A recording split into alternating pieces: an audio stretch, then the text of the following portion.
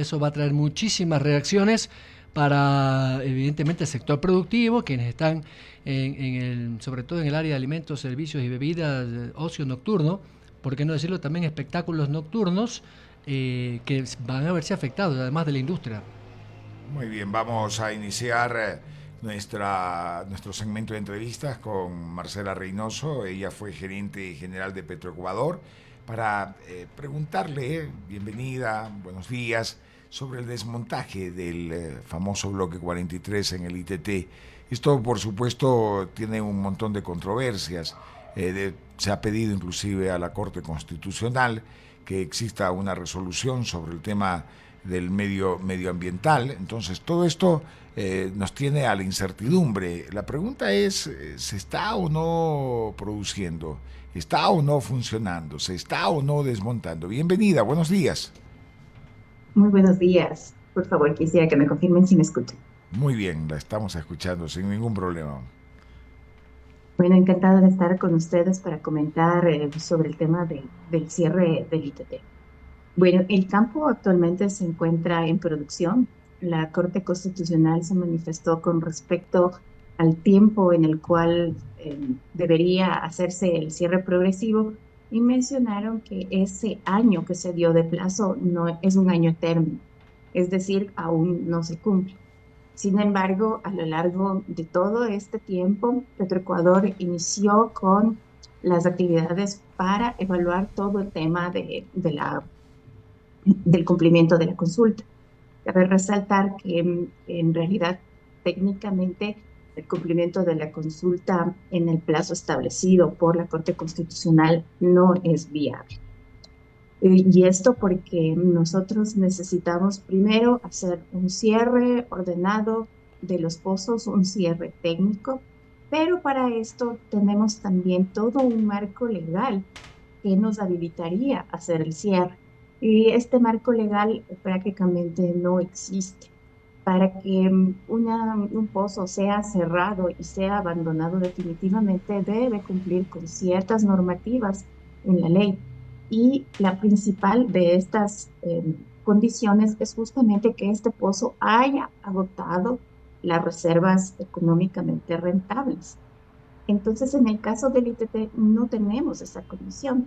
Todos los pozos están produciendo, incluso los mejores productores, pozos productores de Petroecuador están en el ITT.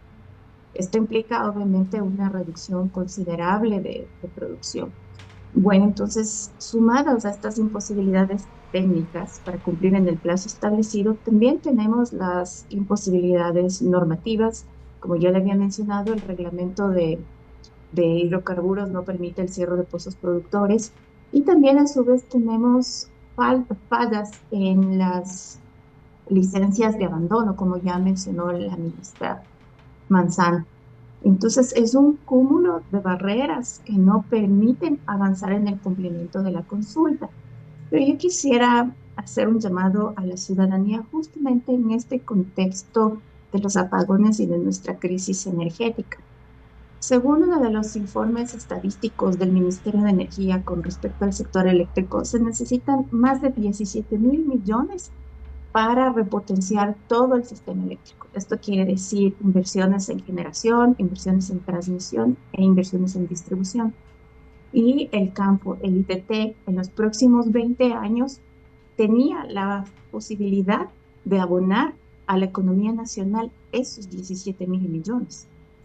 Entonces estamos frente a una situación bastante compleja como país, en la cual tenemos que prescindir de esos 17.000 millones que nos podrían ayudar a salvar el sector eléctrico.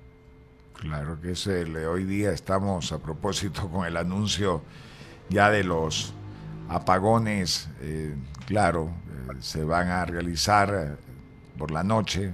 Hay varios sectores que se van a ver afectados, muy afectados, como son los del entretenimiento sobre todo, y algunos sectores de la producción, por producto que trabajan 24/7, pero de eso ya vamos a hablar más adelante. Sigamos con el tema del ITT. Entonces está funcionando, está produciendo todos los días.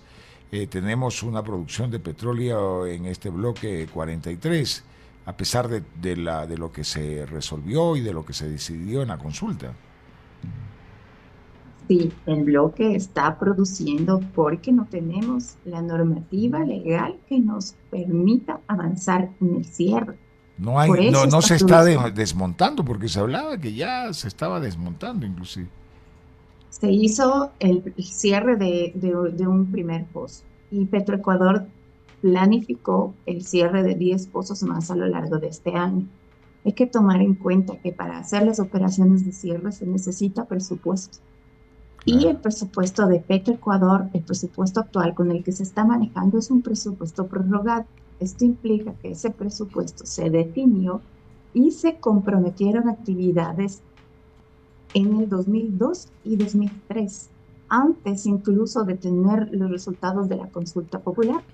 Por lo tanto, para poder cumplir con la consulta popular, las únicas vías en términos de presupuesto es retirar presupuesto de las operaciones que suman producción hacia el cierre.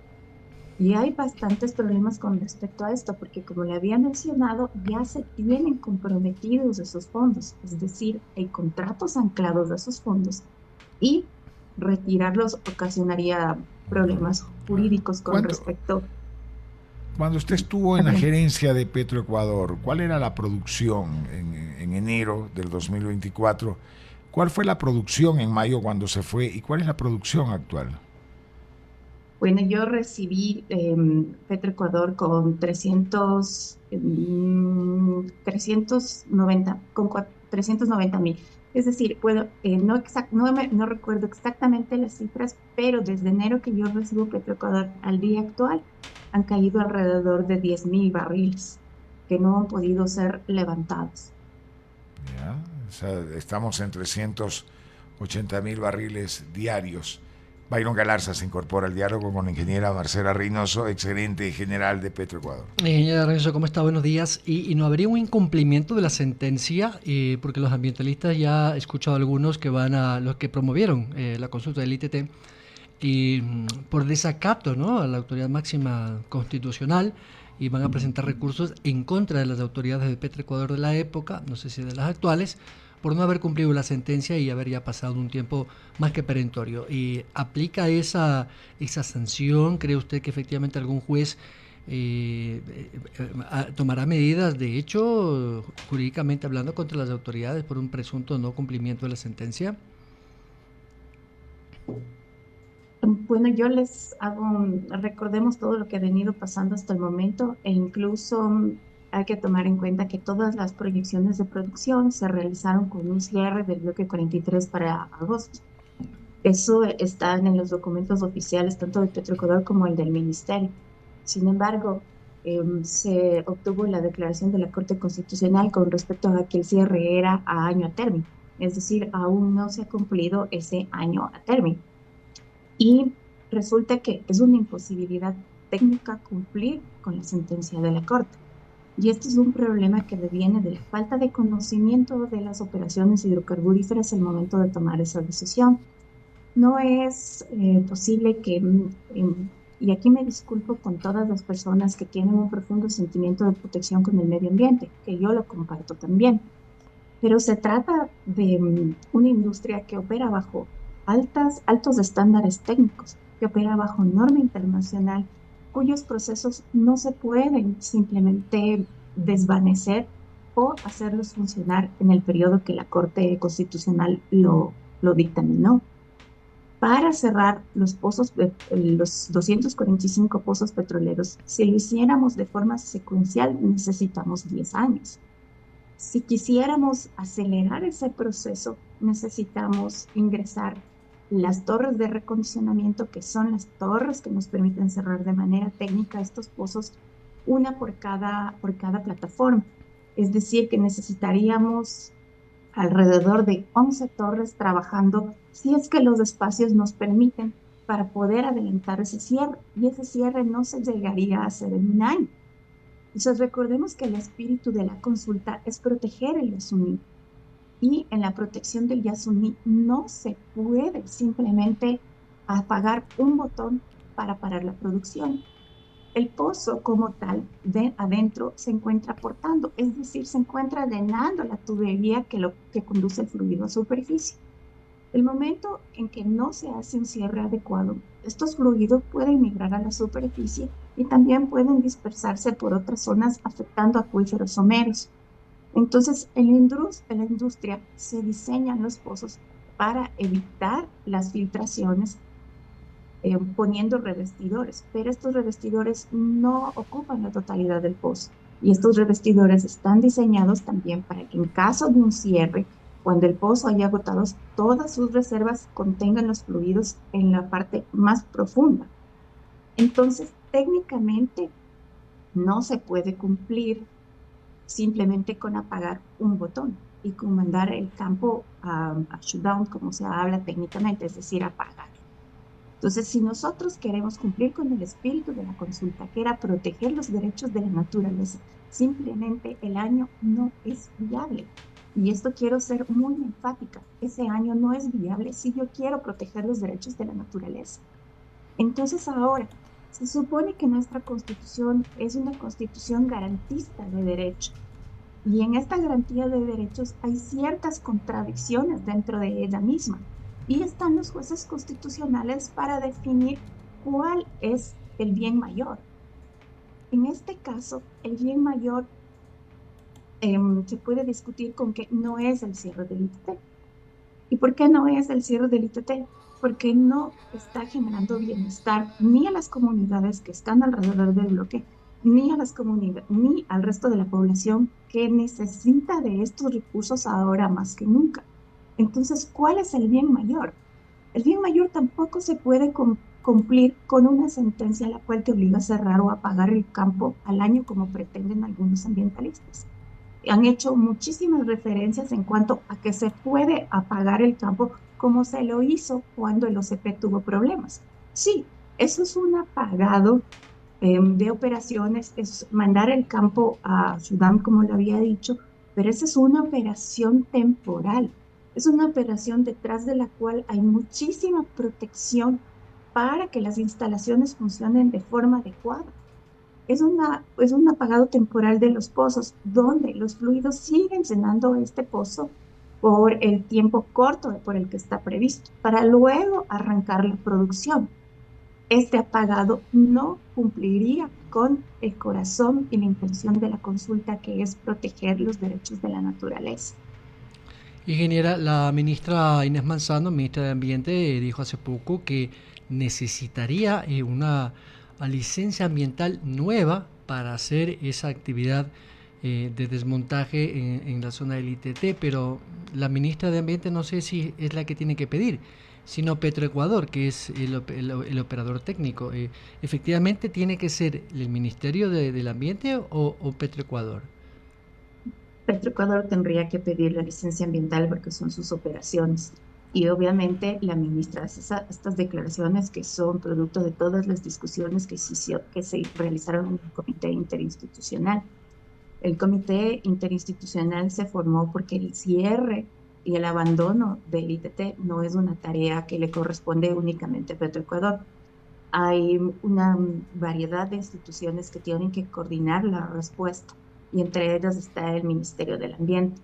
Entonces, Petroecuador lanzó todas las barreras que se tienen para hacer el cierre, y una de ellas le corresponde la acción al Ministerio del Ambiente, que es lo que corresponde justamente a la licencia del abandono. Cuando se inicia la producción de un campo petrolero, se solicitan las licencias, se establecen ciertos parámetros básicos que abordan toda la vida del campo, pero no específicos. Tomemos en cuenta que en el desarrollo de un campo los pozos se van incorporando a medida que vamos descubriendo el potencial de este campo. Entonces, finalmente, cuando se llega al abandono, hay que hacer una revisión de todo lo que se construyó, una revisión del estado actual para plantear la licencia de abandono. Es decir, yo en el día 1 no tengo el alcance en conocimiento de lo que me va a significar el abandono. Tomemos en cuenta que nosotros hasta el día de hoy, después de 50 años de explotación petrolera, en el oriente no hemos abandonado ni un solo campo. Lo único que se han hecho son abandonos puntuales de ciertos pozos que han llegado a su límite económico, es decir, que ya no tienen más producción. Ingeniera, permítame cambiar de tema. ¿Y usted conoce si efectivamente la refinería de Esmeraldas está paralizada y no está generando combustible? Entiendo que se hace uno de los diésel o dos tipos de diésel ahí. Por lo tanto, ahora está el gobierno, en este caso, está importando diésel a muchísimo más costo para venderlo subsidiado. Ahí también hay un déficit terrible para la administración hidrocarburífera. ¿No funciona mismo la refinería de Esmeraldas? La refinería está haciendo un mantenimiento planificado. En enero se planificaron varios mantenimientos para la refinería. Hay que tomar en cuenta que la refinería no había sido sujeto de mantenimiento por varios años y lo único que se estaba realizando hasta ese momento era una serie de mantenimientos correctivos para asegurar la operación.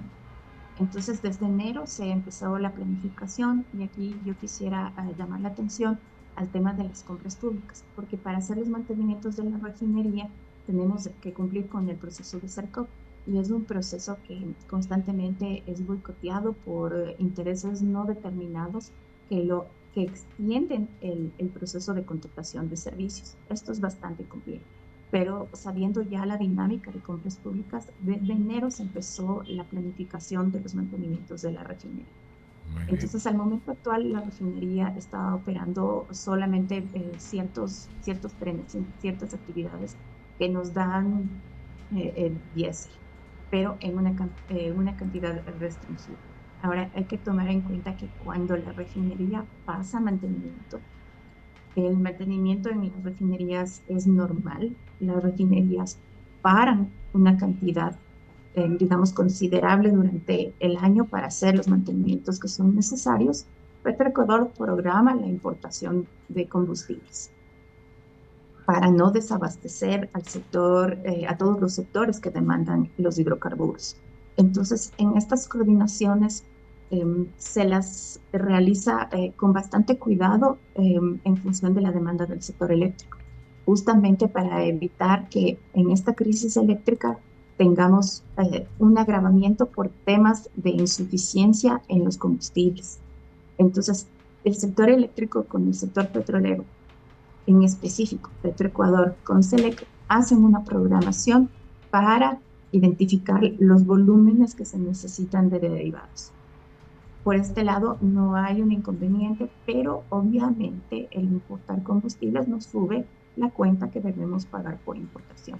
Claro, se dice que lo que exportamos ya mismo está al nivel de lo que importamos, o que lo que importamos ya mismo supera lo que exportamos en el tema de petróleo y combustibles, ¿no? Porque lo que nosotros exportamos es petróleo, lo que importamos son los derivados, ¿no? Exportamos petróleo e importamos derivados. Entonces, sí, las cuentas se van, el saldo se va haciendo más pequeño y aquí hay un llamado a plantear mejor nuestra política energética, porque no solamente se trata de abastecer un mercado cuya demanda crece de forma infinita, sino que se trata de controlar esa demanda. Se trata de implementar eficiencia energética, tanto para conservar los recursos eléctricos como para conservar los recursos hidrocarburíferos. Pero esto debe nacer de una política nacional para el sector energético. Lamentablemente no hemos tenido esta política en los últimos años y en estos momentos nos está cobrando como país. Si no desarrollamos esta política de largo plazo, no vamos a poder resolver los problemas que estamos actualmente. Hay que tomar en cuenta que el sector energético es un sector altamente demandante en inversión. La infraestructura no se desarrolla en un año, la infraestructura no se desarrolla en 3. Toma de 5 a más desarrollar infraestructura que nos permita gozar de una buena seguridad energética. Entonces, si no empezamos como país a planificar ya, a sentar nuestro horizonte, a definir los objetivos, las estrategias y todos los instrumentos que necesitamos para llegar a cumplir las metas, vamos a seguir con el tema del desabastecimiento en electricidad y del incremento del consumo de hidrocarburos y por lo tanto de la factura en importación. Si no tomamos medidas ya, no vamos a salir de este problema.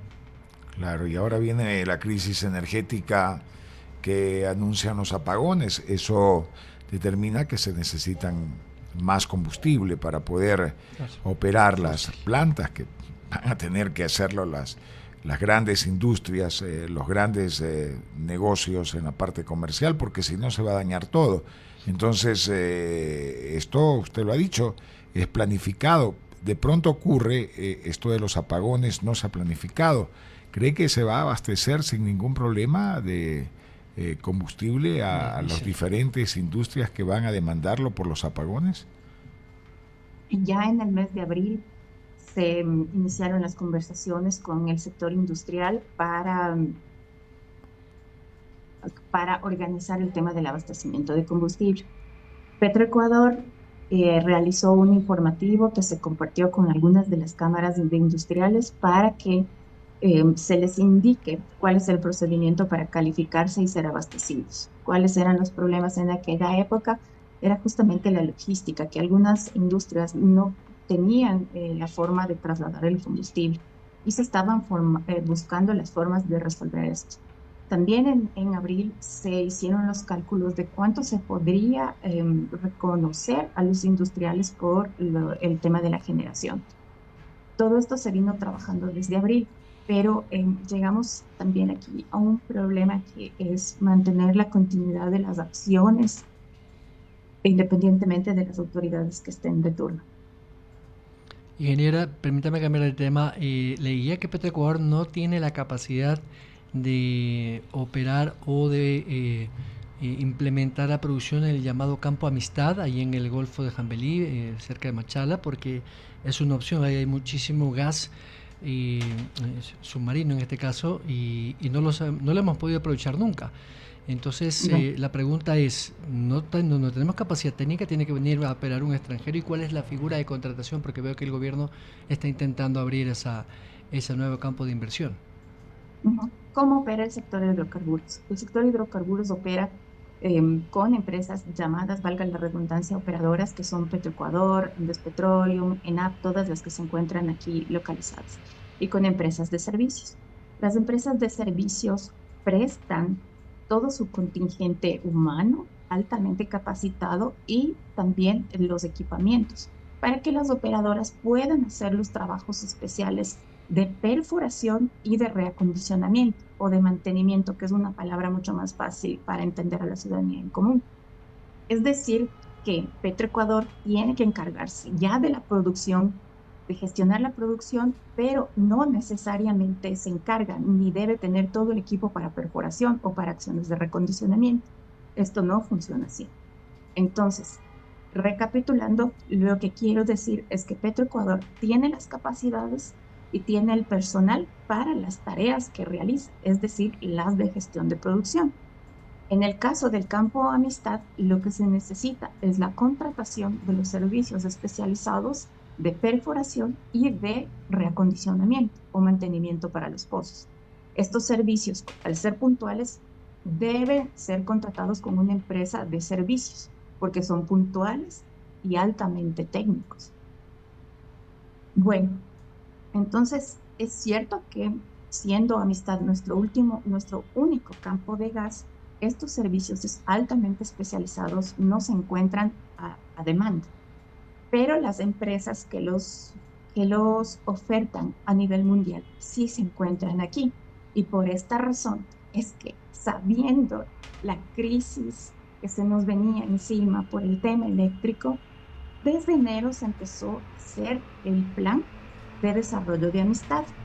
Incluso en enero ya se tomaron decisiones con respecto a un concurso para elevar la producción de Amistad que no no llegó a feliz término. Entonces, una vez que ese concurso se canceló, se empezó con el plan B, que eran las operaciones a mano de Petroecuador. y se conversaron con todas las empresas de servicios disponibles en el país para saber cuáles eran las opciones para levantar aquella producción de gas. Y se empezó todo el proceso. Para esto, el Petroecuador se gestiona por activos. Todo el personal de Amistad ya tenía definido cuánto era el potencial del campo. El campo, una vez reestudiado, um, presentaba la posibilidad de poder incorporar hasta un volumen máximo de 55 millones de pies cúbicos, eh, iniciando la entrega de ese gas en octubre hasta el primer trimestre del siguiente mes. Entonces, desde Petroecuador se tomaron todas las acciones para ir avanzando en el proceso mientras se lograba coordinar los temas de presupuesto, porque obviamente este emprendimiento es altamente costoso y también altamente riesgoso. El desarrollar Amistad para entregar gas al sector eléctrico tiene una inversión asociada de 135 millones. Pero esta inversión de 135 millones nos podía garantizar gas durante 15 años. Sin embargo, aquí hay que hacer un reconocimiento de cuáles son nuestras fallas como gobierno o con las fallas de institucionalidad, en el cual no se llegó a tomar una decisión favorable con respecto a que Petroecuador pueda operar y incorporar estas nuevas cantidades de gas para CELEC. La decisión que se tomó y que se conoce es entregar el campo a licitación internacional, que tampoco es una mala idea, no lo es, pero hay que ubicarse en el contexto actual de la emergencia energética y quizás podría ser ahora una decisión más acertada apostar por el desarrollo de Amistad que lanzar a licitación. El momento en que estamos lanzando a licitación, estamos frente a un escenario en el cual el gas se podría incorporar en al menos 2 años, mientras que de hacerlo Petroecuador, podríamos incorporar ese gas en un horizonte de 6 meses a partir del día de hoy. El cronograma inicial que planteó Petroecuador, si todo se hubiera cumplido como se estaba planificando, era incorporar el primer pozo de gas en octubre o en noviembre, con lo que se podría incrementar la generación de termogas natural. Muchas gracias, ingeniera, por haber atendido la entrevista. Con muchísimo gusto. Hemos conversado con la ingeniera Marcela Reynoso, ex gerente general de Petroecuador, que nos da las cifras, los detalles. La producción dice que diaria de petróleo está en 380.000 barriles. Súper bajo, ¿no? Siempre recuerdo cuánto, Ecuador, 500.000 barriles. Claro. De ahí llegó el presidente Lasso, dijo vamos a subir a 1.000.000 y vea lo que vamos a la baja. 1.000.000 de ilusiones nos dejó. Y lo que se viene comentando hace rato, ¿no? Estamos importando... El ITT está operando. Claro, han pero cerrado uno de 200 pozos, imagínense. Y estamos... Me parece desproporcionado esa exigencia de los grupos ecologistas, con todo respeto, porque